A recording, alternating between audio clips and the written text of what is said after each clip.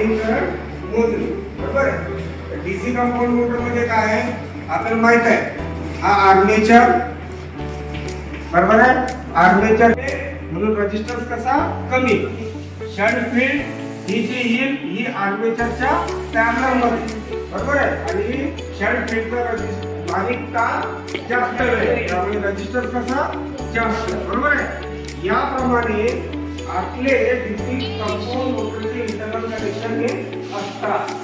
लक्षामध्ये कंपाऊंड म्हणजे काय, सिरीज जसं ए आर्मेचर, बरोबर आहे, A1 A2, बरोबर आहे, F1 F2 म्हणजे फील्ड, बरोबर आहे, आणि हे झाले सिरीज फील्ड S1 S2, बरोबर आहे। याप्रमाणे या मोटरमधून आलेले हे या ठिकाणी कनेक्शन, बरोबर आहे। आता या ठिकाणी आपण डीसी सप्लाय स्टार्ट केला आणि डीसी मोटर आहे चालू सप्लाय कसं लागणार आहे डीसी, बरोबर आहे। आता स्टार्टर वापरतो, ऑटोमॅटिक स्टार्टर वापरतो, तसं डीसी मोटर स्टार्ट करण्यासाठी डीसी चा 3 पॉइंट स्टार्टर, 2 पॉइंट स्टार्टर आणि 4 पॉइंट स्टार्टर या ठिकाणी आपल्याला कंपाऊंड मोटर चालू करायची आहे, म्हणून आपण काय करणार आहोत या ठिकाणी 3 पॉइंट स्टार्टरचा वापर। कारण ज्यावेळेस मोटर बंद कंडिशनला असते त्यावेळेस तिचा रेजिस्टन्स हा अतिशय कमी असतो, तिला एकदम जर पुरवठ्याला जोडली तर ती जास्तीचा करंट जोडून जळू जाण्याची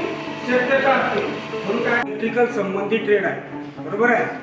आजच्या युगामध्ये असं एकही घर नाही किंवा अशी एकही कंपनी नाही की औद्योगिक क्षेत्र नाही की ज्या ठिकाणी लाईनचा वापर होत नाही। ज्या ठिकाणी लाईन आहे त्या ठिकाणी वायरमनची आवश्यकता ही असते, बरोबर आहे। आपला जो ट्रेड आहे, आपल्या ट्रेडला या ठिकाणी अतिशय महत्त्वाचं डिमांड असते। नेव्ही, त्याच्यानंतर मिलिटरी, रेल्वे, त्याच्यानंतर सरकारी दवाखाने, कुटीर रुग्णालय, MSCB मध्ये पारेषण, डिस्ट्रीब्युशन, जनरेशन, बरोबर आहे की नाही। याच्या व्यतिरिक्त अनेक प्रायव्हेट कंपन्यांमध्ये, म्हणजे मी म्हणेन तर प्रत्येक प्रायव्हेट कंपन्यांमध्ये वायरमन हा लागतोच, कारण अशी कोणतीच कंपनी नाही की ज्या कंपनीमध्ये लाईन लागत नाही, बरोबर आहे। त्यामुळे प्रत्येक ठिकाणी आपल्याला रोजगाराची संधी ही उपलब्ध असते। याच्याही व्यतिरिक्त जर आपल्याला स्वयंरोजगार जर करायचा असेल तर स्वयंरोजगारामध्ये आजकाल आपण पाहतोय की अनेक मोठमोठ्या बिल्डिंगा, अपार्टमेंट, बरोबर आहे, त्याच्यानंतर मॉल्स हे या ठिकाणी तयार होत आहे, बरोबर आहे। या ठिकाणी आपण जर लाईनचा जर कॉन्ट्रॅक्ट जर घेतला काय तर त्या ठिकाणी आपण आपला स्वयंरोजगार त्या ठिकाणी चालू करू शकतो। नुसतं आपण आपलं पोट नाही भरत तर आपण इतरांचं सुद्धा 4 कामगार लावून त्या 4 कामगारांचं पोट सुद्धा आपण भरू शकतो, बरोबर आहे। आता हे झालं, त्याच्यानंतर तुम्ही वायरमन ट्रेड पास झाल्यानंतर तुम्हाला वायरमन लायसन्स तुम्हाला या ठिकाणी काढता येते। त्याकरता तुम्हाला वेगळी कोणतीही परीक्षा देण्याची आवश्यकता भासत नाही, कारण तुम्ही already wireman trade pass out झालेले असतात, त्याच्यामुळे तुम्हाला त्या परीक्षेपासून तुम्हाला सूट मिळते।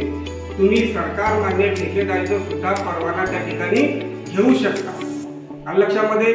आणि असं म्हणजे याच्यामध्ये आपण मोटर रिवाइंडिंग, वायरमन ट्रेड मध्ये आपण काय काय शिकतो, मोटर रिवाइंडिंग, वायरिंगचे कामं, इल्युमिनेशन, लेड ऍसिड बॅटरी, आता जे सोलरची जी डिमांड वाढलेली आहे हा सुद्धा नवीन कन्सेप्ट आपल्या वायरमन ट्रेडला अटॅच झालेला आहे। सोलर फिटिंग, CCTV कॅमेरे फिटिंग, बरोबर आहे, ह्या सर्व बाबी आपल्याला या वायरमन ट्रेड मध्ये शिकायला मिळतात। आज नाही काही म्हटलं तर आपण जर साधं काम करायला जर जातो म्हटलं तर आपल्याला बाहेर वायरमन लोकांना लवकर मिळत नाही, एवढी डिमांड आपली बाहेर मार्केटला असते।